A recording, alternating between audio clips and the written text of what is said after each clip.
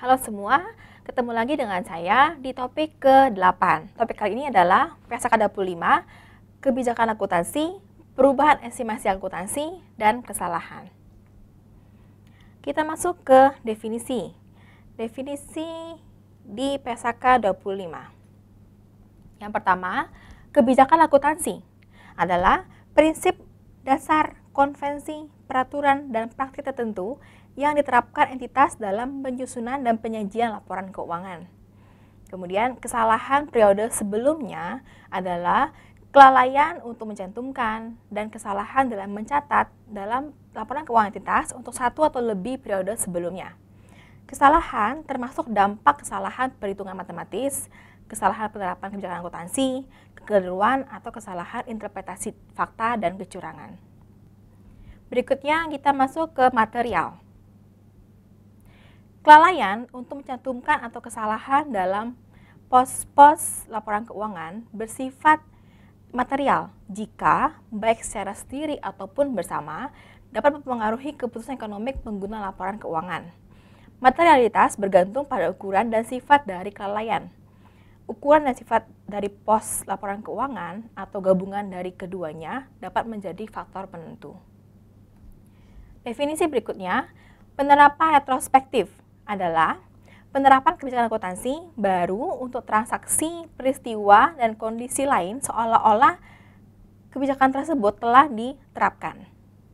Penerapan prospektif adalah penerapan kebijakan akuntansi baru untuk transaksi, peristiwa, dan kondisi lain yang terjadi setelah tanggal perubahan kebijakan tersebut dan pengakuan dampak perubahan estimasi akuntansi pada periode berjalan dan periode mendatang yang dipengaruhi oleh perubahan tersebut.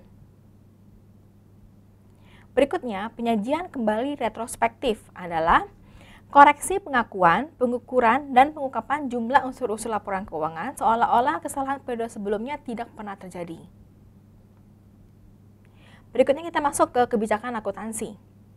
Ketika suatu PSAK secara spesifik berlaku untuk suatu transaksi, peristiwa, atau kondisi lain, kebijakan akuntansi yang diterapkan, pos tersebut menggunakan PSAK tersebut. Dalam hal tidak ada PSAK yang secara spesifik berlaku untuk transaksi tersebut, maka manajemen menggunakan pertimbangannya dalam mengembangkan dan menerapkan suatu kebijakan akuntansi yang menghasilkan informasi yang relevan dan andal. Entitas memilih dan menerapkan kebijakan akuntansi secara konsisten untuk transaksi, peristiwa, dan kondisi lain yang serupa, kecuali suatu PSAK secara spesifik mengatur atau mengizinkan. Jika suatu PSAK mengatur atau mengizinkan pengelompokan tersebut, maka kebijakan akuntansi yang tepat dipilih dan diterapkan secara konsisten untuk setiap kelompok. Entitas mengubah kebijakan akuntansi hanya jika perubahan tersebut dipersyaratkan oleh suatu PSAK atau menghasilkan laporan keuangan yang memberikan informasi yang andal dan lebih relevan tentang dampak transaksi, peristiwa, atau kondisi lain terhadap posisi keuangan, kinerja keuangan, atau arus kas entitas. Berikutnya penerapan perubahan kebijakan akuntansi, yaitu sebagaimana yang diatur dalam ketentuan transaksi dalam PSAK tersebut jika ada. Jika tidak ada, maka perusahaan menerapkan perubahan tersebut secara retrospektif. Ketika perubahan diterapkan secara retrospektif, maka entitas akan menyesuaikan saldo awal setiap komponen ekuitas yang terpengaruh untuk periode sajian paling awal dan jumlah komparatif lainnya diungkapkan untuk setiap periode sajian seolah-olah kebijakan tersebut sudah diterapkan sebelumnya. Berikutnya kita ke perubahan estimasi akuntansi.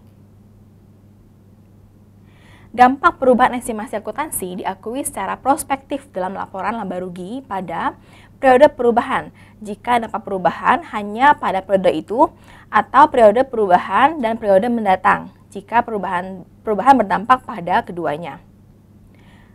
Sepanjang perubahan estimasi akuntansi mengakibatkan perubahan pada aset dan liabilitas atau terkait dengan suatu pos ekuitas, maka diakui dengan menyesuaikan jumlah tercatat pos aset, liabilitas, atau ekuitas yang terkait pada periode perubahan. Berikutnya mengenai kesalahan. Entitas mengoreksi kesalahan material periode sebelumnya secara retrospektif pada laporan keuangan lengkap pertama yang diterbitkan setelah ditemukannya kesalahan dengan menyajikan kembali jumlah komparatif untuk periode sebelumnya yang disajikan di mana kesalahan terjadi, atau jika kesalahan terjadi sebelum periode sajian paling awal, maka menyajikan kembali saldo awal aset, liabilitas, dan ekuitas untuk periode sebelumnya sajian paling awal. Oke, demikian materi PSAK 25. Semoga bermanfaat dan terima kasih.